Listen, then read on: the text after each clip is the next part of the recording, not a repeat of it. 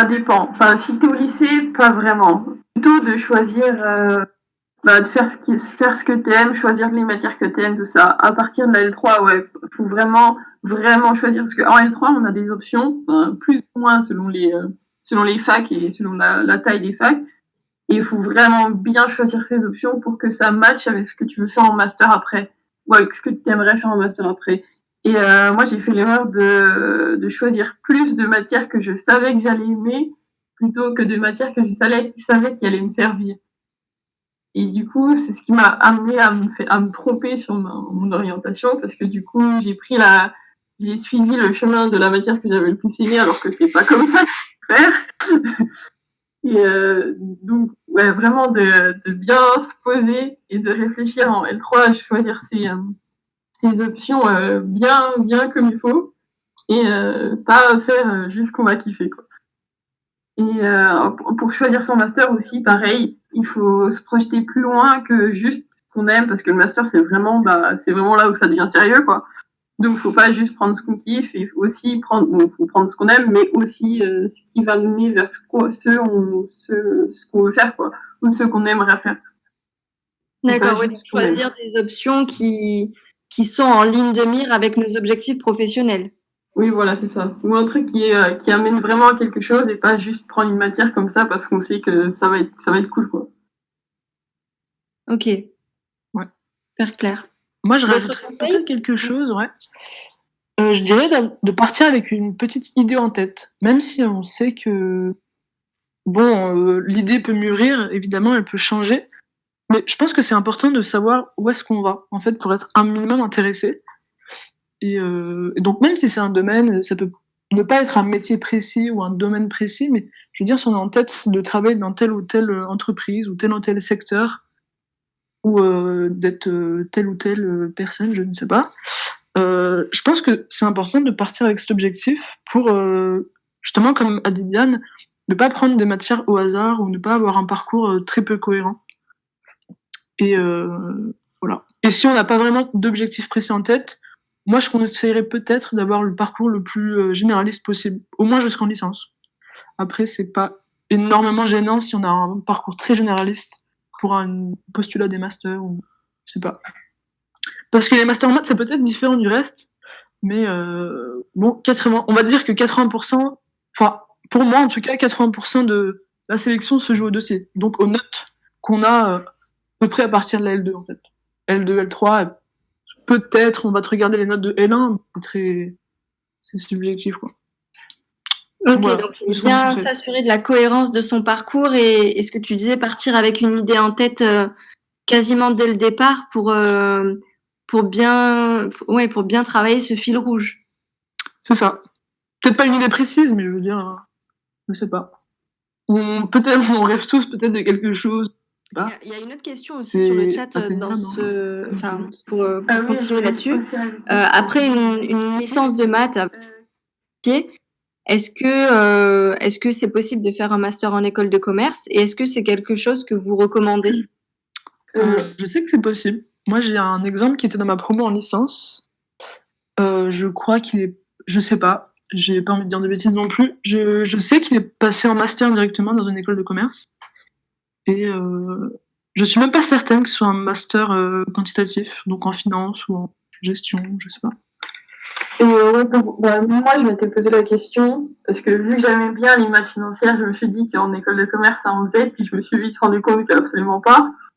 Mais oui, c'est largement accessible, et quand j'avais fait les salons, on m'a dit « Ah, t'as fait des maths, postule directement, enfin, ne passe même pas les concours, fais un an en plus et passe les dossiers, fait par admission directement. C'est bien plus accessible par admission que par concours, parce que quand t'as fait une licence, en général, surtout en maths, t'es vraiment pas préparé pour des concours, donc vaut mieux sur le dossier. Et même après une prépa, les écoles de commerce ont également des concours ouverts aux prépas scientifiques. Et du coup, ils sont aussi beaucoup plus faciles à obtenir qu'après les concours d'école de commerce. C'est ce que j'allais dire, ouais. J'ai une amie qui avait passé comme ça des concours d'école de commerce après une MP. Et de la même manière, il y a souvent des échanges d'étudiants entre les écoles de commerce et les écoles d'ingénieurs. Ouais. Ok, intéressant. Ouais, et aussi, il y a pas mal de doubles programmes entre école d'ingé et école de commerce. Donc, possibilité de faire des doubles diplômes ou double master. D'un côté, l'école de commerce, comme ça, tu prends le réseau, et de l'autre côté, l'école d'ingé. C'est ça. Notamment, il y a par exemple le super master de l'ESSEC, qui est très connu. Le master de l'ESSEC en finance. Ok, donc typiquement accessible après en mathématiques. Totalement accessible. Totalement. Ouais. Et dans tous les cas, il faut garder en tête que non seulement les maths, ça donne une opportunité assez incroyable de métier, mais ça donne aussi une opportunité assez incroyable d'études. Après des maths, tu peux partir en physique, tu peux partir en économie, tu peux partir où tu veux en fait. Ils voient que tu as fait des mathématiques, ils disent ok, il est assez fort, il doit être assez polyvalent, et du coup souvent les facs ils aiment bien les matheux, parce que souvent on est aussi considéré comme sérieux dans les études. Exactement, j'allais venir, c'est un profil franchement assez, pas demandé, mais assez apprécié. Et je sais que même les écoles de commerce, elles aiment bien les profils, enfin, elles tendent à des profils plus diversifiés de leur promo. Et du coup, c'est les profils matheux, c'est des profils apparemment bien appréciés. Donc autant en profiter. Je suis d'accord, j'en ai vu quelques-uns aussi dans ma promo et dans mon ancienne promo. Et effectivement, en fait, comme vous êtes assez rare, entre guillemets, dans les écoles de commerce, de plus en plus, mais relativement assez rare enfin, si on compare à d'autres étudiants qui ont fait économie ou droit, d'une part, vous êtes des profils appréciés, mais d'autre part, vous êtes des profils qui performaient aussi dans ce genre d'études. Typiquement, si on vous retrouve en finance, en statistique, ou dans d'autres catégories de métiers qui sont un peu plus lointaines, en conseil, j'en ai vu aussi. Si on vous retrouve là-dedans, c'est parce que vous êtes très bon, en fait. Certainement.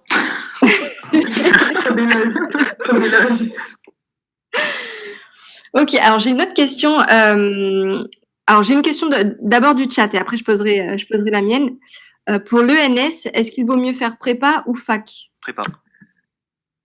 Prépa, après ça dépend de ton niveau, je veux dire ça dépend de ton profil déjà et de ton niveau lycée. Bah, en fait, de ce que tu veux faire à l'ENS. Le nombre de places, déjà. En arrivant après une prépa, le nombre de places à l'ENS est énorme, parce que en plus d'avoir les admissions sur concours, il y a les admissions sur dossier. Et aux admissions sur dossier, un élève de prépa passera très souvent devant un élève de fac. Donc vraiment, si l'objectif c'est l'ENS, c'est quasiment la fac, c'est vraiment beaucoup moins de chances de l'obtenir qu'après une prépa. Ok, super clair. Une autre question. Finalement, quelles sont les différences majeures entre mathématiques de manière générale, maths appliquées, maths fondamentales, et comment on peut trancher entre ces trois-là? Bah, du coup, je pense que je peux répondre. En licence, ça dépend sur. Moi, j'ai fait maths appliquées parce que je voulais pas faire de physique, ni de méca, ni de géométrie. Donc, mon choix, il était vite fait, puisqu'en maths fonda, t'as forcément ces trois matières. Mais au final, en master, bon, ça change pas énormément de choses. Bon, à part si tu veux faire un master de maths fonda, bon, forcément, c'est mort. Mais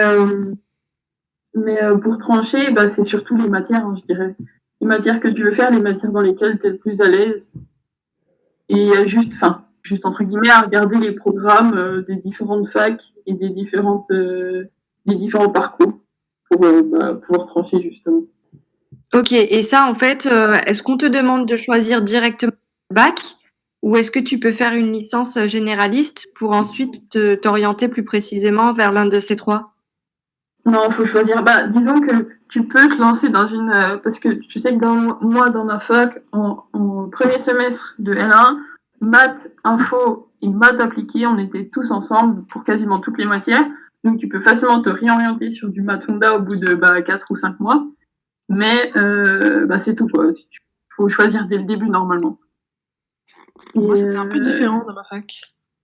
On avait... on a eu une L1, L2, donc totalement mixte, donc je veux dire c'était un parcours commun. Et en L3 par contre on nous a demandé si on voulait donc un parcours enseignement, donc typiquement pour préparer le CAPES, donc les concours de prof, ou un parcours recherche. Donc parcours recherche c'est ce qu'on a appelé jusque-là le parcours fondamental. Donc en fait ça se différencie par quoi par ce qu'on va faire par la suite en fait, tout simplement. Parcours enseignement il se destinait quasiment intégralement à master de MEF. donc ce qu'a fait You. Et oui, par complémentaire, donc, le master de la L3 fondamentale, c'est destiné à tout le reste. Voilà. Et c'est pour ça que je disais tout à l'heure que quand on veut choisir sa fac, il faut vraiment regarder les parcours et les matières, parce que du coup, il y a des trucs vraiment différents, comme sa fac et la mienne, c'était vraiment pas du tout le même fonctionnement. Donc, faut pas juste prendre la fac qui est juste à côté de chez soi s'il n'y a pas du tout ce qu'on veut y faire, quoi. En passant par prépa, vous démarrez par 2 ans de spécialisation en mathématiques fondamentales et en physique fondamentale. Et ensuite, vous pouvez totalement partir dans le sens que vous voulez dans les écoles. Et c'est ça l'avantage de la prépa. C'est que ça permet de donner 2 ans de plus pour choisir. Pour perdre du temps, en fait. Ou en gagner plutôt. Mais je crois qu'il y a un truc sur lequel on n'est pas intervenu. C'est que, en tout cas, pour ma licence, donc le parcours fondamental, on avait très peu de matières appliquées. Donc, en gros, on avait très peu d'informatique. Moi, par exemple, j'ai eu très peu d'informatique tout le long de ma licence. Je pense que c'est indifférent des autres facs. Enfin, ça dépend, bien sûr, des autres facs. Mais donc voilà, comme ils considéraient ça comme fondamental, on avait très peu de matières appliquées. Donc, je veux dire, même les probas, c'était beaucoup de théorie. Donc, par exemple, moi, j'ai pas eu de stats toute la licence. Parce que peut-être ils considéraient ça comme trop appliqué. Voilà, très peu d'informatique. J'ai pas du tout eu de physique. Sauf au premier semestre de L1. Et donc voilà. Très peu d'informatique, quasiment pas de physique. Et quasiment pas non plus de matière appliquée. Jusqu'en L3. D'accord. Et alors, du coup, si on s'oriente vers l'une de ces 3 grandes filières et qu'on se rend compte au fur et à mesure de notre parcours qu'on souhaite quelque chose d'autre, est-ce que les réorientations sont accessibles, voire même très fortement encouragées ou possibles, ou est-ce que c'est compliqué, il faut tout recommencer de zéro? C'est assez compliqué, moi, je dirais. Ça dépend de ton niveau. Si tu es vraiment fort et que tu es en maths appliquée et que tu demandes à passer en maths et que tu as des bonnes lettres de motivation, comment on dit déjà, de recommandation. Oui, voilà, c'est ça. Tu n'auras pas trop de problèmes. Mais tu vas pas aller dans la meilleure fac de France, quoi. Mais si, dans l'autre sens, ça va être un peu... Si tu es en maths fonda et que tu veux aller en maths appliquée, ça va être un peu plus facile. Mais dans l'autre sens, ouais, c'est quand même assez difficile. Ok, donc vaut mieux commencer. Enfin, si par exemple on est complètement largué et on ne sait pas ce qu'on veut faire. Première option, on peut faire la prépa pour gagner un peu de temps et avoir le temps de réfléchir aux prochaines orientations et débouchés. Deuxième option, on peut démarrer par des maths fonda pour ensuite basculer, si jamais ça nous plaît plus, vers des maths appliquées. Troisième option, en fait, on peut faire des maths appliquées, mais on continue jusqu'au bout du cursus, de sorte à pouvoir avoir assez de bagages et par contre s'orienter professionnellement sur des trucs très différents. C'est ça? Oui, moi je suis d'accord avec ça. Est-ce que je peux rajouter une 4e option? Oui. Parce que dans toutes les licences de mathématiques, il n'y a pas forcément plusieurs cursus disponibles. Donc, par exemple, moi j'étais à la fac de Valenciennes, il n'y a pas assez d'étudiants pour qu'ils fassent 2 cursus différents, donc on a tous le même cursus de la L1 à la L3. Du coup, la licence, dans cette licence, on se différencie des autres par rapport aux yeux qu'on prenait à côté. Donc les yeux, c'est les matières. Et moi, par exemple, je savais que j'aimais bien l'informatique et que j'aimais bien les maths appliquées en général. Du coup, j'ai pris que des modules d'informatique. Donc on avait cours avec les licences d'informatique dans ces matières-là. Et voilà, et il y en a d'autres qui se spécialisaient dans d'autres disciplines, du coup, en physique ou autre chose. Et c'est comme ça qu'on se construit notre parcours dans la licence. Il y a un seul parcours, mais on choisit des matières à côté. Ok, et ça, du coup, ça dépend de la taille de ta fac. Je pense que ça dépend de la taille de la fac. Mais du coup, tu peux choisir une matière, voir qu'elle ne te plaît pas, et ne plus jamais la prendre pour essayer autre chose au prochain semestre, tu vois. Ok, d'accord. Oui, donc c'est une 4e option, mais du coup, ça nécessite effectivement de bien se renseigner dans l'établissement où c'est possible. La seule grande différence, on va dire, entre maths fonda et maths appliquées, c'est que on peut faire maths fonda, même si on veut faire un master de maths appliquées. Par contre, si on sait tôt qu'on veut faire des maths fondamentales, donc typiquement de la recherche avec une thèse, il est préférable d'aller dans une licence de maths fonda dès le début. Après, ça dépend aussi dans quoi tu veux faire ta thèse. Parce que par exemple, je sais que moi, je suis en train d'y réfléchir là et je sais qu'on nous en a parlé il y a pas longtemps que, on peut très bien faire une thèse en recherche. Bon, après, ça sera bien plus appliqué qu'une thèse en recherche en maths fonda, mais ça, tu peux sans problème faire une thèse, peu importe le parcours. Et oui, pour suppléer ce qu'elle disait, dans mon master, il y a des gens qui ont fait économie, là ils galèrent. Il y en a qui ont fait maths appliquées, on galère moins en éco, et il y en a qui ont fait maths. Et il y a vraiment du coup de tout, chacun a ses points forts, chacun a ses points faibles, parce qu'on a vraiment un bloc d'infos, un bloc de maths, enfin un bloc de stats plutôt, et un bloc d'éco. Ok. Et alors du coup, comment, pour rebondir un peu sur ce que tu disais, si on pense qu'on n'a pas le niveau sur un module ou sur une thématique en particulier, comment on peut améliorer son niveau de maths? Et notamment quand on a fait des études qui n'ont pas forcément un lien direct, je pense aux études d'économie. Je déconseillerais à quelqu'un qui a fait éco de se retrouver dans un master de maths appliquées perso. La tête de certains dans ma promo, ils n'avaient pas l'air bien. Mais autrement sinon, faut être courageux. Il n'y a pas le choix parce que du coup, dans mon master, il n'y a pas de compensation entre les semestres ni entre les UE. C'est seulement entre les matières qui sont dans les UE. Donc en gros, tu te loupes en maths, t'as pas ton année quoi. Donc faut voter, il n'y a pas vraiment le choix. Ou alors faut choisir des masters qui sont plus souples et qui autorisent la compensation, etc. Sinon, si vous voulez vous avancer, du coup, si vous êtes en une année d'éco, par exemple, et vous savez que vous voulez changer, commencez dès à présent à vous avancer, à travailler dans des livres d'autres, les matières de maths que vous auriez dans un autre master. Ouais. Et si vous avez même un master en tête, vous pouvez demander à la licence, en tout cas qui précède ce master, en leur expliquant votre situation, si ils n'ont pas moyen d'envoyer les quelques cours en fait, justement pour une petite remise à niveau. Et je pense que si c'est gentiment, il n'y a pas de quoi de refuser en fait. Ok. En tout cas, moi j'ai de la chance de toujours tomber sur des profs compréhensifs et qui nous aident. Par exemple. Voilà.